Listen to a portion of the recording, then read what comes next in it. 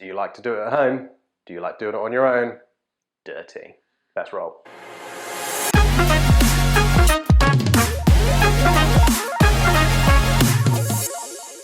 Hello and welcome to another episode of the HEMA Show. I, like always, am your host Stuart. This is edited by Andy. Sorry Andy, one day we'll get someone who's good at this doing it. Right, so today's episode, how to do it on your own, alone at home. Ooh, oh dear, lonely. So what I'm talking about is self-study, independent study, how to study in your own time, at home. This kind of goes hand in hand with the limited space video that was possibly last week. I'm not entirely sure of the order these are going to get released. So maybe last week, maybe not. Who gives a fuck? This is an incredibly squeaky fucking chair. Good Christ. I'm hoping the mic hasn't picked it up. If the mic hasn't picked it up, then I've just gone nuts. So how to study alone. It's very common for people to want to work on their own at home alone. Whether you are new to the hobby and you've really gotten the bug and it's like, oh brilliant, how can I help to understand these terms? Where can my studying take me? How do I just maintain my HEMA fix until I get my next club fix? So all these things, or even if you're a more experienced fighter and you're like, oh, I might try this different style, where do I go? What do I do? So this is kind of my very rough guide to home study.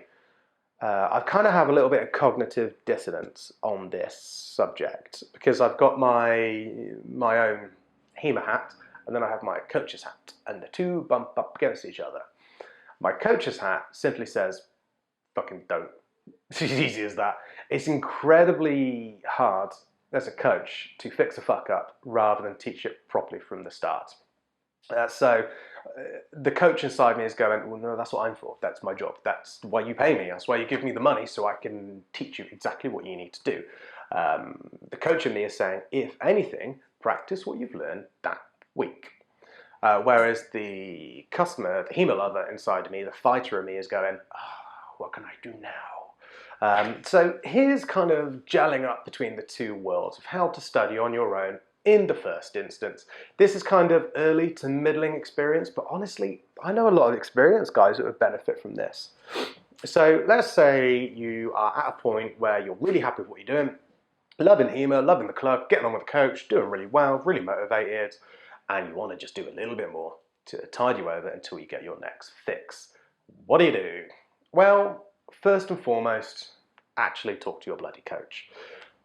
Any good coach, any coach worth their salt, should have a lesson plan, should have a roadmap, at least a year's roadmap for the club, and at least a 2 to 3 month roadmap for the individual if you are having individual stuff.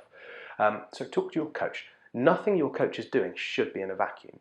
If your coach is teaching stuff in a vacuum, if they're pulling stuff out of their ass, or if they're just maintaining a club going, yeah, fuck it, this week we'll do crump owls, then they're a shit coach and you need to get a better one, quite frankly. Shots fired. Shots fired, shots fired. I'm taking cover. But so your coach knows you. Your coach knows the journey you're on, a good coach. When I say coach, I actually mean a coach, not some fucking person that just basically has paid to play and been at the front of the fricking thing. Anyway. My grievances about the standards of coaching in the UK at the moment. Ooh, I've got a delivery. I think it's a new sword. Yes, anyway, not getting distracted by the postman. So yes, a good coach should at least have a plan for you. So in the first instance, talk to your coach. Be like, right, Jeff, Dave, Bert, Tom, Lucy, Sally, whatever the fuck your coach is called. Be like, right, I want to do some stuff at home. What can I do to do at home? The coach should be either able to send you what you've done that day so you can practice what you've done that day and maintain what you've done and kind of put more polish on that skill that you've done that day, either in a little video or a text just describing it, or maybe a screenshot or a photograph of the lesson plan, something. They should be able to provide you with that, and if they can't, maybe start asking questions why they can't provide that. That would be a severe indicator of us pulling out territory.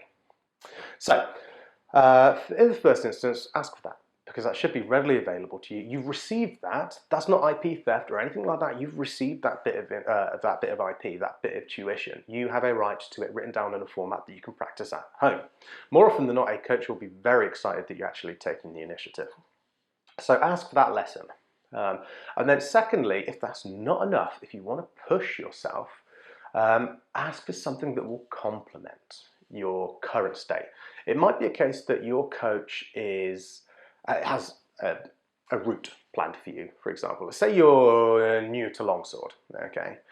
Say that you're not, I'm just going to make a fencer randomly up in my head, someone who's never done HEMA before, never done a martial art or anything like that before, and you know you're on week 2 or 3 of your beginner's course or something like that. So generally, I mean, for me, I would say, okay, well, let's go German to start with in the first instance.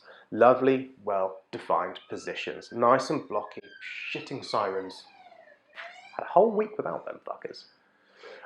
Let's see, it sounds like I live near the fucking purge. It's a nice area, I promise. So I might be going through something German. Nice, clear, defined postures, poses, very cause and effect. Block in, parry in, blah, blah, blah, blah, blah. It's nice, it's clean, it's concise. And then you might be thinking as a coach, as they settle into that, as they work into that, I might start to work more towards Italian, work on the body more, because people always, when they're new, they always focus on the sword. And, oh, brilliant, I've got a sword, smack, smack, smack, and totally forget about their bloody legs. Footwork is a permanent fucking bane of my existence. But so your coach might be thinking, right, we'll get them excited, we'll get them enthused about the sword. So we'll go German for a little bit, and maybe week 2, 3, 4, 5, or whatever down the line. You might start going more German, look at more body avoidance, more footwork, how to be a little bit more fluid once the initial HEMA hit has gotten in. So you've got that route that your coach should have planned, and it's just a plan that I've pulled out of my head. So suddenly, if you go off on your own and start studying something totally unrelated, you can really bugger that plan up. And that's a lot of hard work, a lot of planning that's really going to set back what your coach has for you. And your coach, even if you don't agree sometimes, your coach does have the best plan available for you. They know you as a fighter, they all have something planned out for you. So always, if you want to do some home learning, brilliant, absolutely. Just ask for some home learning that will complement what they have planned for you. It might be a case, so like I said, you know, you might currently be on German, so you'd be like, okay, you know, he's mentioned some German stuff, you can go research some German stuff and do some more German stuff and go down a freaking rabbit hole and end up on like Zweihander or something like that.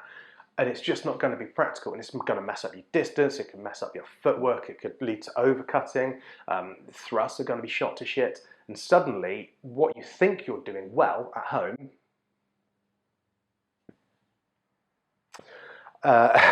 and what your coach has planned for you are going to start butting up against each other, and it's going to start breaking what your coach has planned.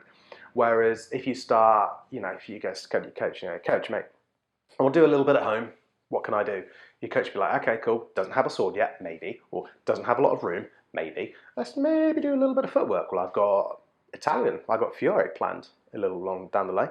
I might give them one lesson on footwork, how to move, cross-stepping, gathering steps, something like that, just so they can practice at home. Then actually what you are practicing at home, yes, and what you're practicing at the club, well, you see where I'm going with this, right, actually starts meshing with each other really nicely. So absolutely, I fully encourage home. I'm really struggling not to make jerky noises. Stop it.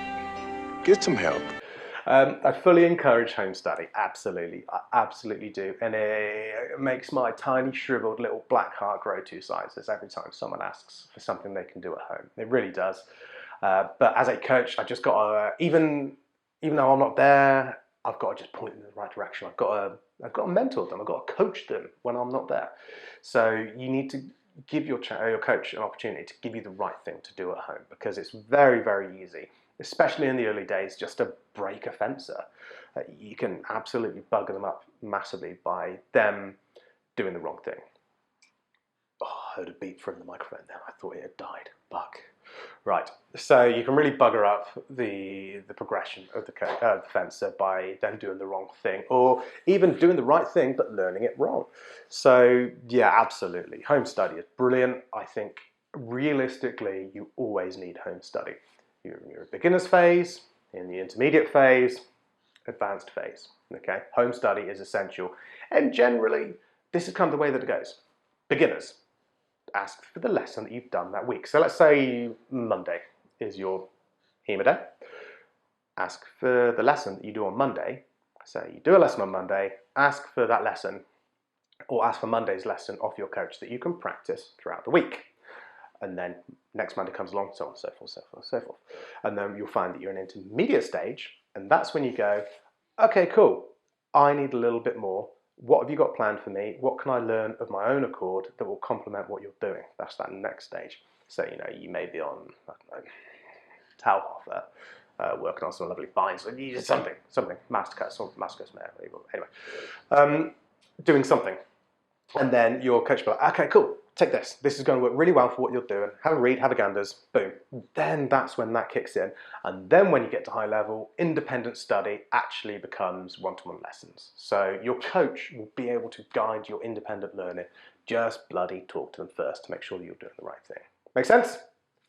Cool, right. Off you trot, go do your lessons, don't fuck it up. Bye.